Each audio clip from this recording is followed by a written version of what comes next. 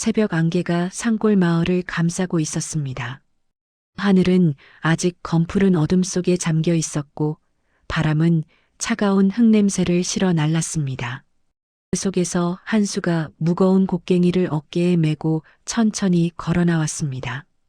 그의 옷은 이미 먼지로 희끄무레했고 낡은 안전모는 수차례 긁힌 흔적으로 얼룩져 있었습니다. 한수는 입구 앞에 서서 잠시 숨을 골랐습니다. 그는 땅속에서 하루 대부분을 보내는 사람이었습니다.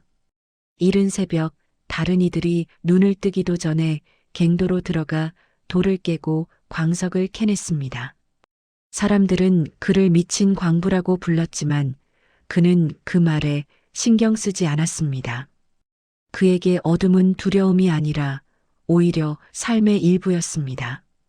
갱도 안으로 들어서자 서늘한 공기가 얼굴을 스쳤습니다. 등불 하나가 그의 앞길을 밝혔고 그 불빛은 거친 벽에 부딪혀 희미하게 흔들렸습니다. 한수는 잠시 그 빛을 바라보다가 깊게 숨을 들이켰습니다. 습기와 흙먼지 그리고 쇠 냄새가 뒤섞인 공기가 폐 속으로 스며들었습니다. 그에게 그 냄새는 오래된 친구처럼 익숙했습니다. 오늘은 조금 깊이 들어가 보자. 그가 혼잣말을 하듯 중얼거렸습니다. 그의 목소리는 갱도 벽에 부딪혀 메아리 쳤습니다. 손에 든 곡괭이를 힘껏 휘두를 때마다 둔탁한 금소금이 울렸습니다. 돌가루가 공중에 떠다니며 그의 얼굴에 하얗게 내려앉았습니다. 갱도의 끝자락 한수는 잠시 곡괭이를 멈추고 손등으로 이마에 땀을 훔쳤습니다. 그는 조용히 벽에 귀를 대고 소리를 들었습니다. 미세한 울림이 손끝으로 전해졌습니다. 마치 땅속 어딘가에서 작은 숨결이 들려오는 듯 했습니다. 그는 그 소리를 믿었습니다. 조금만 더 캐면 분명 빛나는 게 나올 거야. 그는 그렇게 늘 스스로를 다독였습니다. 그 말은 주문처럼 그의 마음속에 새겨져 있었습니다. 희망이라는 말이 세상에서는 쉽게 닳아버렸지만 한수에게 그것은 유일한 등불이었습니다. 어둠 속에서도 그 등불만큼은 결코 꺼지지 않았습니다. 밖에서는 새들이 울기 시작했습니다. 동이 트기 전에 가장 짙은 어둠이 산자락을 감싸고 있었습니다. 한수는 곡괭이를 다시 쥐고 한 발짝 더 깊은 곳으로 들어갔습니다. 그의 등 뒤로 등불의 불빛이 길게 흔들리며 따라왔습니다. 그 작은 불빛이 이 광부의 세상에서 유일한 빛이었습니다.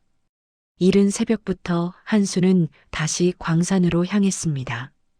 밤새 내린 비가 마을길을 젖게 만들었고 그의 장화 밑바닥은 진흙을 밟으며 소리를 냈습니다. 갱도 입구로 들어가자 축축한 공기가 얼굴에 닿았습니다. 그의 눈빛에는 피로가 가득했지만 손에는 여전히 단단한 힘이 느껴졌습니다. 그는 오늘도 금맥을 찾겠다는 마음 하나로 곡괭이를 들었습니다. 진우는 아침 식탁에 앉아 아버지가 비워둔 밥그릇을 바라보았습니다. 또 새벽에 나가셨어요? 은주는 짧게 한숨을 쉬며 고개를 끄덕였습니다.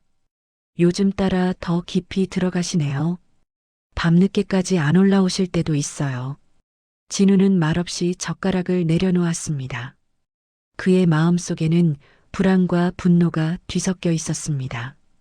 그날 오후 진우는 갱도 안전 점검을 나갔습니다. 그는 오래된 나무 지주대를 두드리며 균열을 확인했습니다. 이곳저곳에 금이 가 있었고 일부 구간은 이미 버티지 못할 만큼 약해져 있었습니다. 진우는 메모장에 보수 필요라고 적었습니다. 그 순간 먼 곳에서 쇠 부딪히는 소리가 울렸습니다. 낯익은 리듬이었습니다. 또 저기까지 들어가셨군요. 그는 손전등을 들고 그 소리가 나는 방향으로 향했습니다. 갱도의 공기는 점점 더 무겁게 변했습니다. 벽면에서 물이 스며나오고 땅은 미세하게 진동했습니다. 한수는 깊은 곳에서 홀로 돌을 깨고 있었습니다. 그의 어깨가 오르내렸고 숨소리가 거칠었습니다. 아버지, 이 구간은 위험해요. 진우의 목소리가 울려 퍼졌습니다. 하지만 한수는 고개를 들지 않았습니다. 여기서 멈출 순 없다. 이제 곧 보여. 그는 마치 누군가에게 쫓기듯 곡괭이를 휘둘렀습니다. 진우는 다가가 그의 팔을 붙잡았습니다. 이건 광부의 감이 아니에요. 아버지의 욕심이에요. 한수는 순간 멈칫했지만 이내 눈을 부릅뜨며 진우를 밀어냈습니다. 넌 아직 몰라. 땅은 사람의 마음을 시험하는 거야. 그의 눈빛에는 광기가 서려 있었습니다. 진우는 그 눈을 보고 더 이상 말을 잇지 못했습니다. 갱도 위쪽에서 흙먼지가 떨어졌습니다. 진우는 불안한 눈으로 천장을 바라보았습니다. 이대로면 붕괴돼요. 나가야 합니다.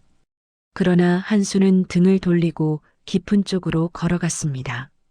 그의 발소리가 어둠 속으로 멀어졌습니다.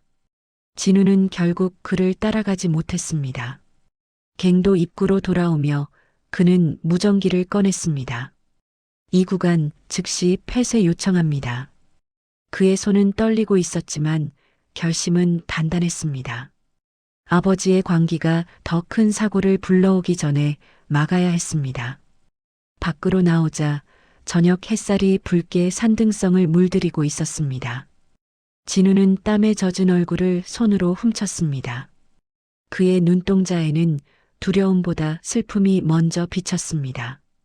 그는 아버지를 잃을까봐 두려웠고 동시에 그를 더 이상 구할 수 없을지도 모른다는 생각에 마음이 무너졌습니다. 산 위로 바람이 불어왔고 그 속에는 쇠가 부딪히는 메아리가 희미하게 섞여 있었습니다. 해가 지고 산은 붉은 안개에 잠겼습니다. 광산 입구에는 작업이 끝난 인부들의 발자국이 어지럽게 남아 있었습니다. 그 틈을 비집고 진우가 달려왔습니다. 손에는 안전모와 무전기가 들려 있었고 그의 숨은 거칠었습니다. 그의 얼굴엔 불안과 초조가 엉켜 있었습니다. 진우는 관리소의 문을 박차고 들어갔습니다. 아버지가 폐쇄 구간으로 들어갔어요. 책상 앞에 앉아있던 관리소장이 놀란 얼굴로 고개를 들었습니다. 그 구간은 어제 점검 중지 명령을 내렸네. 아직 복구도 안 됐다고. 진우는 대답 대신 무전기를 켜고 주파수를 맞췄습니다. 잡음 사이로 금속이 부딪히는 미세한 소리가 들렸습니다. 진우의 손이 떨렸습니다.